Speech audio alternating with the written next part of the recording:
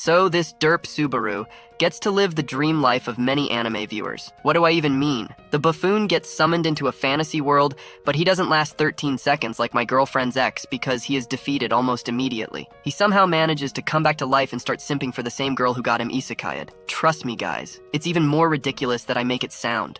It was a regular night, and Subaru was at his local convenience store reading manga and buying stuff. Suddenly, he started having flashes of some spooky things, but he chucked it up to being so long in his room gaming all day. Yeah, I usually see some scary stuff once I stand up from a 12-hour gaming session too, like 10 missed calls from my girlfriend. When he left the store, he wiped his eyes, and in the literal blink of an eye, he was in another world. Strangely enough, he didn't seem fazed by it. In fact, he went around like it was his everyday life, but he soon realized just how much he stood out after stumbling into the women's bathroom and entering a demi-human-only bar, which led to him falling into a river. That's a pretty rough start. While he was ranting about having a horrible start in this new life, a couple of thugs came to mug him. Come on, give this guy a break. As they were mugging him, a girl ran toward them. Subaru thought she was the cute girl who summoned him, but she was just a thief and ran off, leaving him with the muggers. Subaru thought he could use some crazy power-up and beat down the thugs, which seemed to be working, but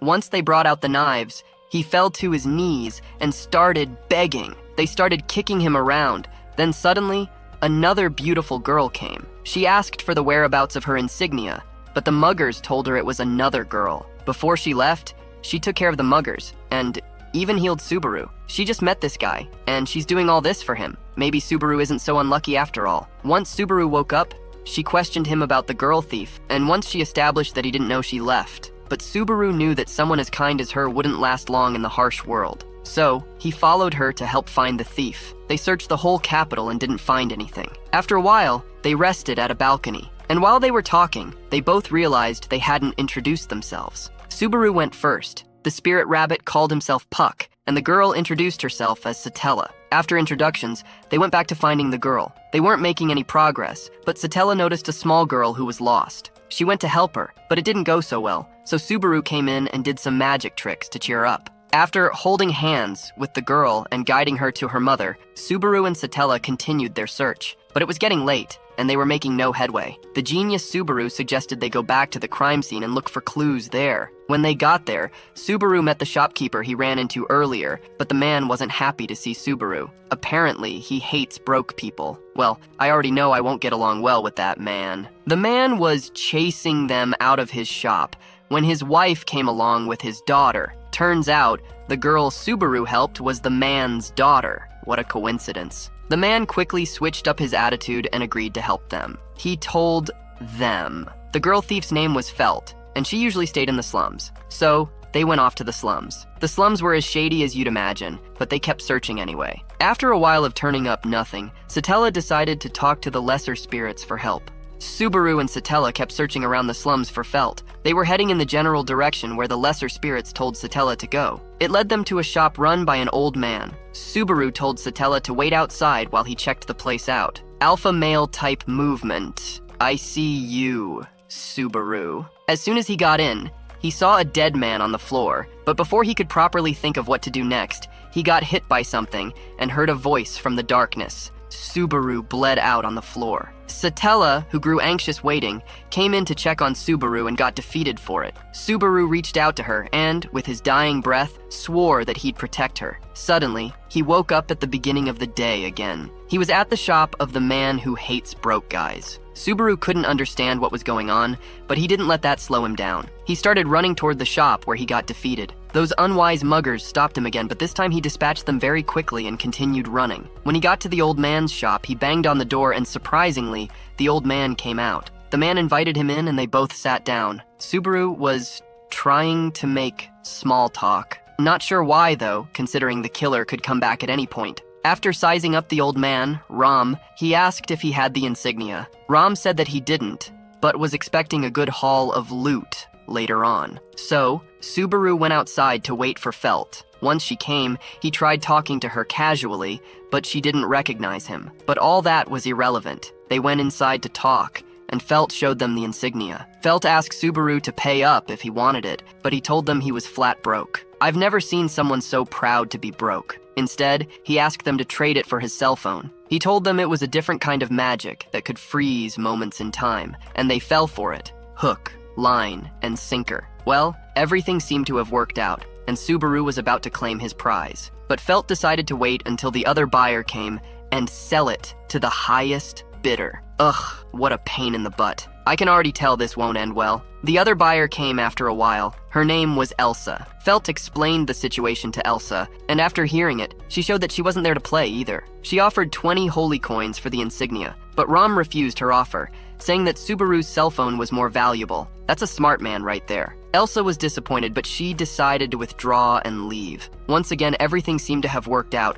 but Subaru just had to ruin it with his stupid mouth. Before Elsa left, she asked what Subaru would do with the insignia, and this dummy said he'd find the owner and give it back. You're in the midst of a thief, a scam artist, and an unknown enemy. Why would you say something so naive and stupid? Of course, Elsa heard that and immediately switched up. See? I knew this wouldn't end well. Rom stood up to challenge her, but she sliced his arm off and choked him with his own cup. Felt rushed in but got cut up straight away. Subaru tried his heroics, but in the end, even though he landed a good hit on her, she still defeated him anyway. After he died, he saw himself back at the apple shop again. After Subaru woke up, he passed out almost immediately. The shopkeeper poured water on him to wake him up and even offered him food. But in that moment, he saw Satella and ran toward her, calling out her name, and snatched her insignia from her. Satella accused Subaru of working with her and ran off to catch her. Subaru went back into the same dark alley, and the same muggers showed up, slowly died. When he woke up, he was in front of the apple shop again. This time, he calmly analyzed things. He realized that he had a time leap ability. The messy part about the ability was that it got triggered only by death. So, he decided to just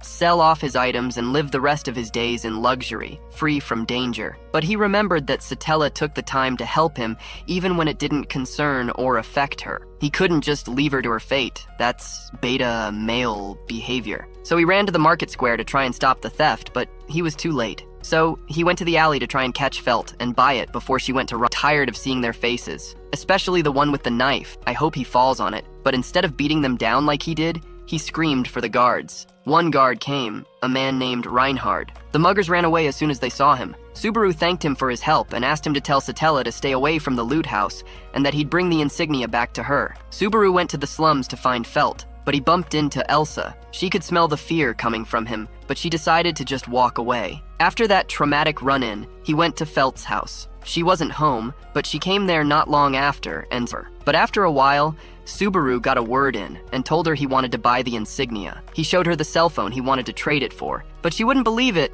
unless Rom appraised it in front of her. When they showed it to Rom, he concurred with Subaru's value tag, but Felt was still hesitant to sell it. What cautious? What an annoying brat, the owner. Just then, someone knocked on the door, ignored him and did it anyway. To his surprise, it was Satella at the door. Subaru was shocked to see the silver-haired girl, but it didn't matter. The silver-haired girl brought out a few icicles to threaten Felt so she'd give up the insignia. Subaru urged Felt to give it to her, but just then, Subaru quickly noticed a blade about to hit the silver-haired girl, so he called out to Puck to shield her. The shield blocked the attack successfully, but who the hell walks into a house and starts swinging blades? Well, turns out it was Elsa. She's really starting to piss me off with those blades of hers. Elsa was surprised that the silver-haired girl used spirit magic, but all she could think of was how she'd dissect the spirit and see its guts on some Jeffrey Dahmer-type movements. Subaru started yapping at Elsa, but he was really buying time for Puck to gather a spell together and attack. Puck started to attack Elsa,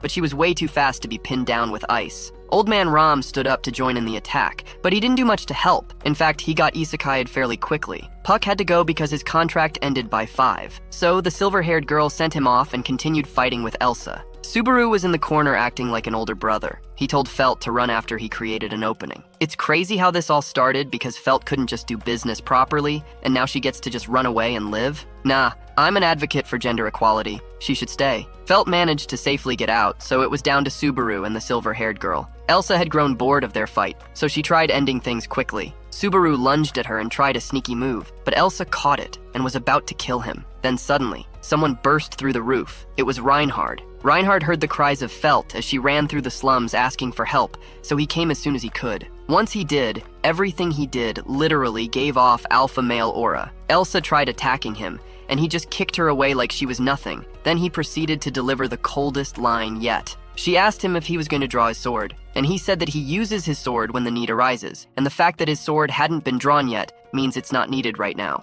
Now that right there is a violation. To add insult to injury, he then picked up a regular sword and said it would be enough to suffice for her. I didn't know Reinhard could be savage like that. He fended off all her attacks while he stood in one spot as if waiting for something, and he was. The silver-haired girl was healing Ram, and she was using mana. She explained to Subaru that if Reinhard were to actually put effort into fighting her, all the mana in the area would move to him. She was not exaggerating too, because as soon as she finished healing Ram, Reinhard swung his sword and destroyed the entire house. While everyone celebrated being alive, Elsa tried another sneak attack, but Subaru blocked it, and Elsa had no other choice but to run away. Subaru then turned to the silver-haired girl, and after putting on a goofy act, he asked for her real name. She told him it was Emilia. Reinhard told Subaru he was lucky the weapon saved him, but it turns out it barely did. Emilia quickly saved him and offered to take him to her house. Reinhard, on the other hand, took a good look at Felt and suddenly grabbed her hand. He told Emilia that he'd be taking her to his house and she'd hear from him soon. So kidnapping is okay now? Subaru woke up in a fancy room and noticed his scars were gone. He went out to find Emilia, but quickly realized that the hallway was a looping one. So, he guessed, and opened a random door to find a short girl there. The girl, for some reason, was irritated by Subaru, so she zapped him to see if he was an enemy or not. Once Subaru was in pain on the floor, she walked away. Who got her ponytails in a twist? Subaru woke up later in the morning, but this time he was greeted by two beautiful maids. He was close to enacting his fantasies when Emilia came in, so he had to compose himself. Subaru thanked her for saving him, and she thanked him for risking his life for her as well. When they got out of the house, Subaru showed Emilia some calisthenics stretches for a nice morning exercise. After the exercises, Subaru made Emilia shout out in victory. Puck couldn't help but join in on the fun. He thanked Subaru for saving Emilia and offered to do anything as thanks. Subaru just told him he wanted access to pet him at any point in time, to which Puck gladly agreed. While this was happening, the maids came and called Emilia to the house, saying that the lord of the house had arrived. Once Subaru got in, he was met by Beatrice again, and they locked horns, but she got distracted by Puck and ran off with him to play. Just then, a man wearing a very colorful outfit walked in. Subaru thought he was the local clown and went up to pat the guy on the back. He was actually the lord of the house, Roswal L. Mathers. I'm pretty sure in regular times, Subaru would have had his fingers cut off for such acts, but Roswal let it slide. At the table while they ate, Roswal told Subaru about the state of things in the kingdom and how the king was absent from the throne. Subaru was still trying to soak up all this information when Emilia dropped a bomb on him. She was the next candidate to rule the entire kingdom. An even crazier one dropped right after. Remember that insignia? Well, it's supposed to be a symbol that the next potential candidate is supposed to hold. No wonder Elsa was killing for it. If she'd gotten it, war would have broken out. Subaru realized that he had helped out way more than he thought, so to show his kindness, Roswal offered him any request, and Subaru told him that he wanted a job at the mansion. And, for the rest of the week, Subaru was drilled on how to clean, cook, and do other things around the house. However, he sucked at every single one of them, to the point where everything he did gave him a cut. Looks like his fingers got cut, after all. After a couple of days, one night, Subaru was with Emilia out in the fields talking and enjoying himself. Emilia noticed his wounds from working so hard and offered to heal them, but Subaru wanted to keep them as a reminder that he worked hard. They talked for a while, and Subaru invited her out on a date, and she said yes. Looks like his Riz game is still strong. He went to bed that night excited about tomorrow, but come morning, something strange happened. Subaru had reset time again, but he didn't understand how or why. He was so upset because all of what had happened before, including his promise to Emilia, had just vanished like it never happened. He ran into the forbidden library to where Beatrice was, and just sat there depressed. She gave him one snarky remark after another, and suddenly, he was feeling better. Something about her attitude being the same made him feel all right. When he went outside to Emilia, she ran to him and told him she had been worried. "Ah, that's so sweet." He reassured her that he was okay and everything would be fine. With that, Subaru decided to face the day with a mind determined not to be sad about the situation. Subaru figured that if he followed the same pattern as last time, everything would happen in the same way. But he was wrong. All of his choices from last time had different outcomes each, and at some point, he found himself sharing a bath with Rosewall himself. They spoke about the maids and how one compensates for the other. When Subaru stood up to leave the bath, he met Ram, and she immediately told him to put away his sorry excuse for a man tool. Ouch! She asked him whether he'd be doing anything later, and he said no, so she said she'd come over to his room at night. Oh, hold on. Maybe she doesn't think it's so sorry after all. She probably wants a taste after seeing it. Subaru was in his room trying not to think of all the things he could do to her, but he was failing. Ram walked in and was creeped out. She went over to the corner and asked Subaru to come over. Oh, snap! Is my boy Subaru about to get some? Subaru was woodblocking himself and told Ram that he had eyes only for Amelia, but Ram just wanted to teach him how to read and write. Apparently, the more Subaru was able to do, the less the twins had to do. Well, that was anticlimactic. Subaru spent the night reading, and after a while he turned to talk to Ram, but she was already fast asleep. The next day, Subaru tried on his working clothes, and they fit perfectly. They all started working, and Subaru already cut his finger peeling the apple skins off. Rem kept looking back at Subaru. When they went out to the garden, Rem still kept looking at Subaru, so Ram spoke up and told Subaru to let Rem cut his hair. Apparently, seeing it very uneven made her uncomfortable. Later, as Subaru was cleaning the bath, Rem entered and joined him. He tried rizzing her up, but it didn't work in the slightest. After they were done cleaning, Subaru and Rem went out to get some things. Well, Rem did, actually. Subaru just played around with the kids instead, and also used the chance to scope out a nice spot for his date with Amelia. When he got home at night, the twins were tired, so Amelia took over his study session, and he was extremely nervous. I would be too if I saw Amelia in a nightgown. But Subaru didn't beat around the bush. He looked her in the eye and asked her out. First, he had to explain what a date was, but once Amelia understood what he was trying to say, she agreed to the date. Subaru tried to stay up that night to finally break the loop and go on his date with Amelia, but he suddenly started feeling sick and in pain all over. He ran across the house for help, but before he knew it, his arm was cut off and he was dying. Subaru woke up screaming and grabbing his left arm, but he soon realized that he had reset the loop again.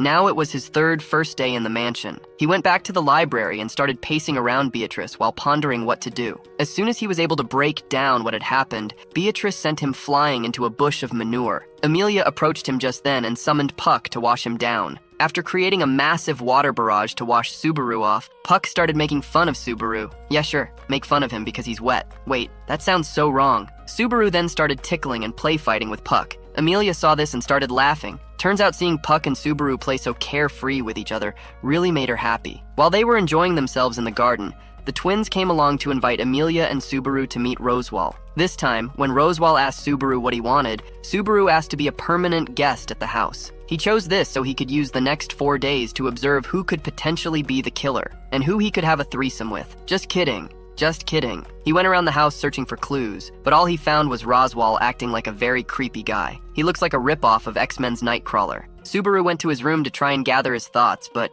it wasn't going well. He had no leads on the culprit. He went to ask Beatrice for help. He asked her if there was a spell that could forcefully put someone to sleep and kill them. Beatrice showed him one, but told him they were referred to as curses, and that what it did was zap out the mana from a person, kind of like what she did to him when they first met. She told him that only she and Puck could do it, and not even Rosewall could. This gave Subaru some insight, but he was still without a good lead. Later in the evening, Ram walked in to serve him tea and sat down to enjoy it with him. He told her that he was getting the hang of reading and writing the children's books. He even offered to tell her a story called The Red Ogre and the Blue Ogre. After hearing it, Ram said she hated the story because of how selfish the Red Ogre was. They changed subjects, and Subaru told Ram how he now understood more of the kingdom's culture and history. But when he asked about the story of the witch, Ram refused to talk more about it and left immediately. The next day was the final day when Subaru was usually isekai'd, so he decided to leave the mansion and venture elsewhere to try and get the upper hand on the attacker. He said his goodbyes to the family, and once he was out of sight, he went into the forest to spy on Amelia's room in case something was to happen. Suddenly, a giant ball pushed Subaru over the ledge, but he had made arrangements for it and ran into an opening. He waited for the culprit to show themselves, but when they did, Subaru was heartbroken. It was Rem. Subaru was distraught by the fact that Rem was trying to kill him. He used his phone's flash to blind her temporarily and ran away, but it was no use. She caught up to him instantly and cut off his leg. As if that wasn't bad enough, she then healed the leg so she could interrogate him further. Whenever she asked him a question, she hit him with the chain. After continuously hitting him, she then had an emotional outburst. Apparently, she had assumed Subaru was working with the witch who had taken everything from her and Ram. Subaru started to cry and had an emotional outburst of his own, but Rem didn't want to hear it. So while he was talking, she put him out of his misery and isekai'd him. Wow, what a plot twist. I can barely keep up anymore. When Subaru woke up, he was met by the maids again, and he was overcome with fear. Soon after,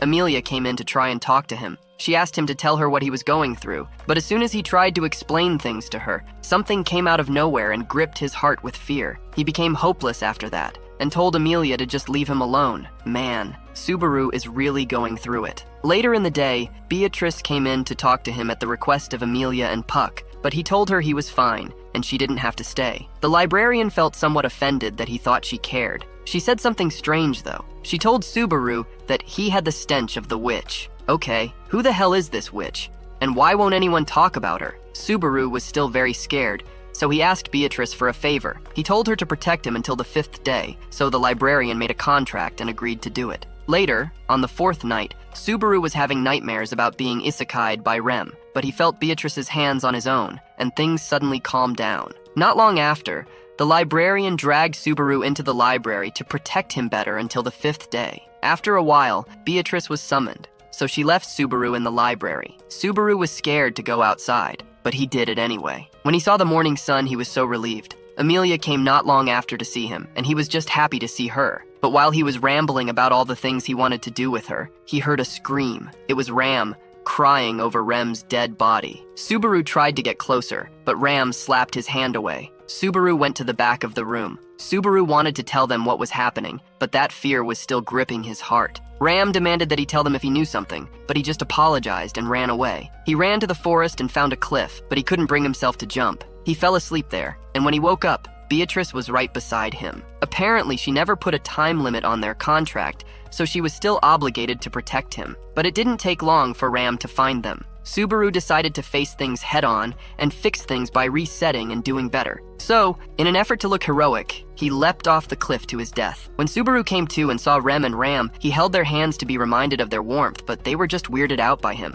Amelia came in, and Subaru was filled with joy once more. And with that, he started his new plan. He worked his butt off on the first day after telling Rosewall that he wanted to work in the mansion. The cooking, the cleaning, he did it all and more. After his morning duties, he went to lay down in the grass, and Puck came along. Puck admonished him for working so hard on his first day, but Subaru just said that he had more to do. Subaru asked about Amelia's magic, but Puck told him that Amelia didn't use magic. She instead used spirit arts. Puck explained the difference and told Subaru that everyone has a different magic attribute, along with a magic gate, which is used to control said attributes. This made Subaru excited, and he asked Puck to check what his own was. Subaru's attribute was Shadow, one of the rarer types. It was basically like debuff magic. Puck showed Subaru an example, and it was very terrifying. He couldn't talk or see or do anything. Talk about nightmare fuel. Subaru asked if he could do such spells too, and Puck said he could with the right training. They went ahead to try it out, but Subaru exploded his mana and wore himself out.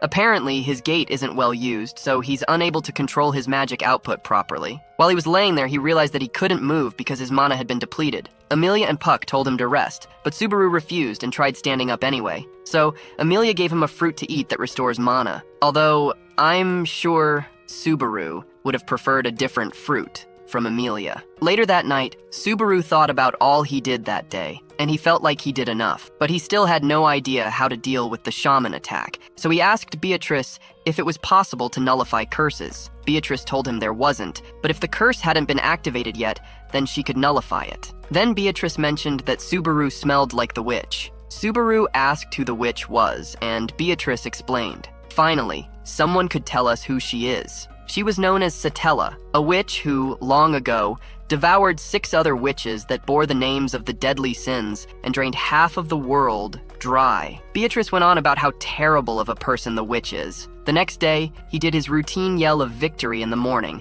and went to rizz up Amelia afterward. Once he left to work, Amelia told Puck she was worried about him, and Puck agreed. He could tell that Subaru's mind was confused. Subaru spent all day trying to work and do good in the house, but he broke down in the bathroom and hurled his guts out. As soon as he finished, he left to continue, but Amelia was outside waiting for him. She took him back inside the room and put his head on her lap. And just like that, Subaru slowly started to break down into tears, and Amelia comforted him through all of it. Later that night, Subaru went to the library to meet Beatrice and rant about what happened with Amelia. Subaru got over himself and asked Beatrice more about curses. She told him that it needed physical contact to activate, and he recalled that he had only touched the villagers apart from the people at the mansion. So, he asked the girls to follow him to buy ingredients, and they agreed. Subaru went to town and was having a blast with the townsfolk. He taught them calisthenics and even his signature shout of victory. But his main goal was for everyone to touch him. Not sure why though, some sort of kink? After it seemed like he was done, a girl came up to him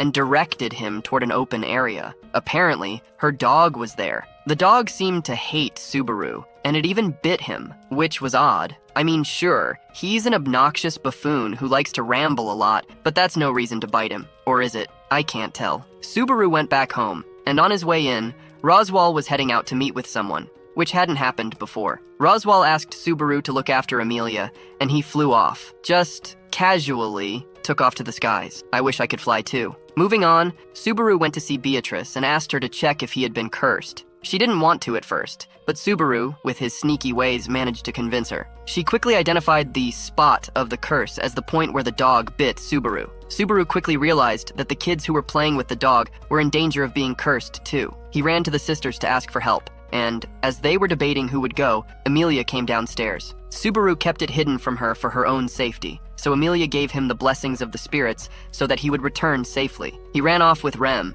and when he got there, the village was a mess. Everyone was looking for the children. They had gone missing. Subaru feared he was too late, but he remembered another spot and went there to check. When he got there, he saw that the barrier in the forest had been broken. He also saw footprints leading into the forest, so he told the villager to call the rest and asked Rem to follow him to get the kids. Rem hesitated, but she noticed that he had still got his resolve, even though he was trembling. So she followed him in. It didn't take long before they found the kids, but they were all weak and on the verge of death. Rem got to healing the kids, but one of the kids, Petra, told Subaru that a girl was taken. Subaru immediately sprang into action and went to find her. Rem asked him why he was risking so much, and what if she couldn't find him, but Subaru knew that she'd always find him because he smelled like the witch. So, he made a promise not to die, and that after this was done, he'd have a long talk with Rem. She agreed, and let Subaru go. Subaru searched for a while and found the kid, but as soon as he went to get her, a Maybeast attacked him. He managed to kill it, but there were multiple waiting in the shadows. He protected the girl and embraced his death, but Rem came along and isekai'd the beasts. Not today, Satan. She created a distraction and they ran toward the village, but as they were almost there, Subaru looked back and saw Rem in a banged-up state. She lunged forward and pushed Subaru out of the way of an attack and fell on her head. As all hope seems lost, Rem stood back up and grew a horn from her head. Then she went beast mode and massacred the Maybeasts. As she was having her fun, a couple of Maybeasts ambushed her from up top. Subaru pushed her out of the way, but they attacked him and he passed out. Subaru woke up in a different place, but this time he didn't reset.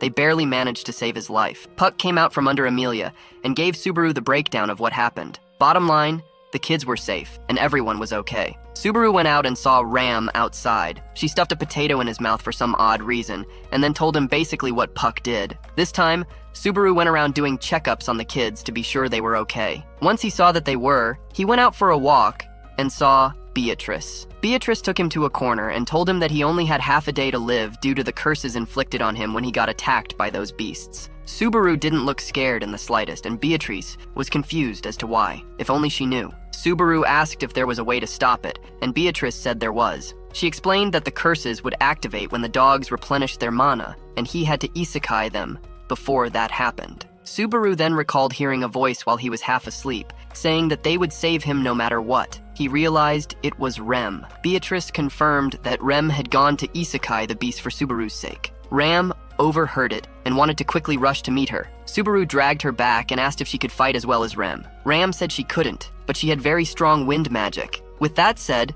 Subaru made a plan and headed to the forest with Ram. When they got there, Subaru was already struggling to keep up. I mean, he had just woken up from a near-death experience, and he's already back to fighting. Of course he'd be struggling. Ram took care of most of the monsters as they kept going. When they had gotten far enough, the beasts started increasing in number. It wasn't long before Ram lost the strength to keep fighting. Subaru carried her and ran around until he jumped off a cliff. This guy has really taken a liking to cliffs lately. What's going on? He managed to make it to the ground with some quick thinking and Ram's magic, but Ram was tapped out and couldn't move anymore. Subaru tried a crazy tactic and talked about his death loop. This made the beasts want to come near him and isekai him due to the scent of the witch on him. As the dogs kept falling for it, Rem kept swinging her mace chain. Subaru then made another crazy move in order to stop Rem's rampage. He flung Ram at her and then ran to hit her on the head like Ram had told him, but it didn't connect because he chickened out at the last second. As soon as he got the next opening, he went in for the hit.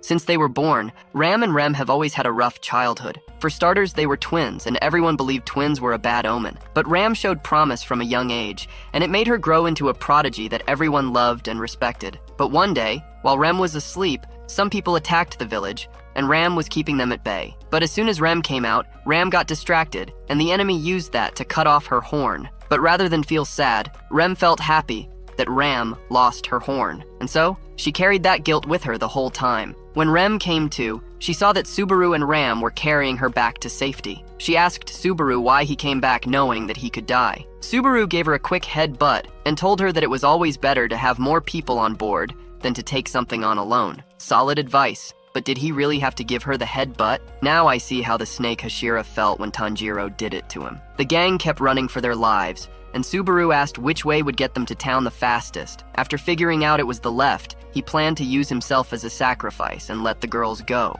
Why is everyone so eager to die today? He sent the girls off and went to face the beasts alone. Rem couldn't bear to run away and leave him behind, but Ram wanted to keep going. They both fell over, and Rem looked back to see what was happening. Subaru pulled out his only magic spell and blinded all the beasts in the area.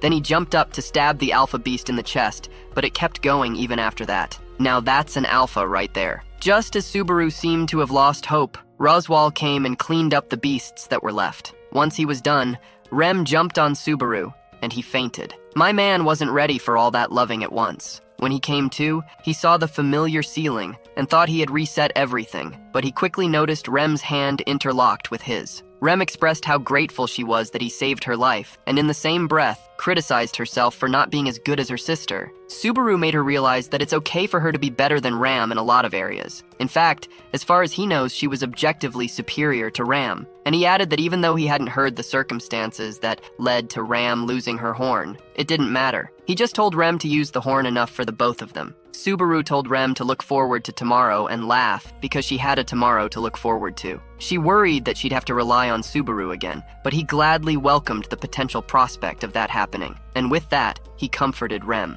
Out in the garden, Subaru and Emilia were talking about how Subaru always got hurt, but Emilia once again acknowledged that she was now in his debt. So he asked for the obvious reward, a date with her, and she said yes. The next day, Subaru and Emilia went back to do calisthenics with the townsfolk. He had become very popular with the kids, even though all he did was get bitten by dogs. Okay, nah, I won't do my boy dirty like that. When they got back, a carriage was in front of the house. It belonged to an emissary who had come concerning the royal selection. Emilia immediately had to go and leave Subaru behind. So, with nothing better to do, Subaru got the finest tea in the house and went to enjoy it with the butler outside. While they were talking, Subaru tried to ask him the reason for his visit, but he wouldn't budge. Just then, a girl with cat ears came to the carriage and wondered what was going on. Her name was Felix. It wasn't until Subaru went back inside that Roswal told him about Emilia's plans to visit the capital. Subaru immediately suggested that he go with her to help in any way he could. But Roswal also pointed out that it was best he got treatment for his magic gate while he was there too. When they got there, Emilia wouldn't let go of Subaru's hand. She was scared he'd go off and do some stupid things again. That's how I feel when my girlfriend is with me at the mall. Subaru stopped by the apple shop and made good on his promise to come back and buy some. Next, they wanted to go see Reinhard and Felt, so Emilia suggested going to the office of the guards. When they got there, Emilia was greeted by someone who recognized her from before. His name was Julius, and this guy was a hottie. But to make things worse, he knelt down and kissed Emilia's hand. Subaru was losing his mind. He was probably contemplating how to stab the guy and get away with it. Emilia then had to go in for a meeting with him, so Subaru could do nothing but stay outside like a good boy. While he was waiting outside, he saw a bunch of guys drag a woman into a corner. He went ahead to try and save her, but she slapped his hand off her with the quickness. The muggers turned out to be the same ones that mugged him on his first day in the parallel world. So rather than fight them, he just bluffed that he knew powerful people who could come and mess them up. Coincidentally, Ram happened to be passing by, so the muggers ran off. Ram and Subaru exchanged greetings, and Subaru thanked him for the save. But Ram asked Subaru if he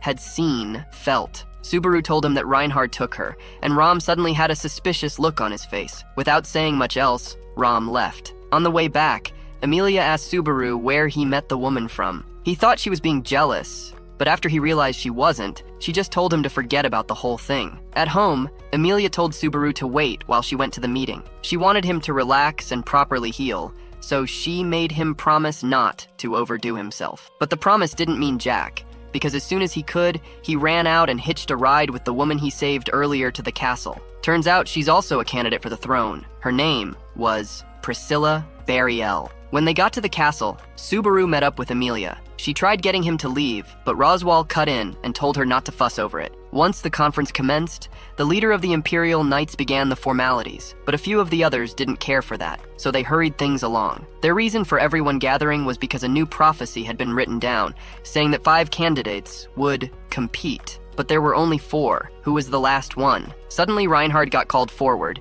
and he presented the 5th and final candidate. It was Felt. What do you think happens in the episodes to come? Would you like us to make a part 2 of this video? Let us know by commenting part 2 in the comment section. Also, don't forget to like and subscribe so you don't miss out on any of our daily updates.